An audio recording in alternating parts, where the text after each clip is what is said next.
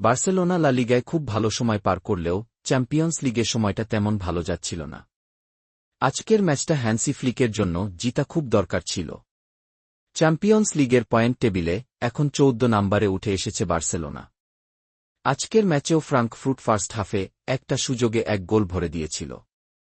চেলসির সাথে ৩-০, পিএসজির কাছে ২-১ গোলের হার, ক্লাব ব্রুগির সাথে ৩-৩ গোলে ড্র বার্সেলোনাকে চ্যাম্পিয়ন্স লিগের টেবিলের তলার দিকে নিয়ে গিয়েছিল।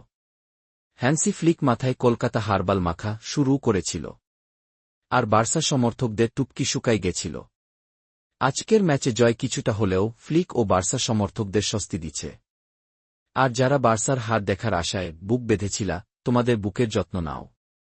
তা না হলে নিজের দলের হার আর বার্সার জিত দেখে কবে জানি হার্ট অ্যাটাক করবা। কাদের কথা বলছি নিশ্চয় বুঝতে পারছেন। যদিও চ্যাম্পিয়ন্স লিগে রিয়াল মাদ্রিদের অবস্থা ভালো, কিন্তু কাল ম্যানচেস্টার সিটির সাথে হারার পর তাদের কোচকে লাথি দিয়া বের করে দেয়া হতে পারে। হালকা মুতে তোমরা শুয়ে পড়। হালি মাদ্রিদ, ভিস্কা বার্সা।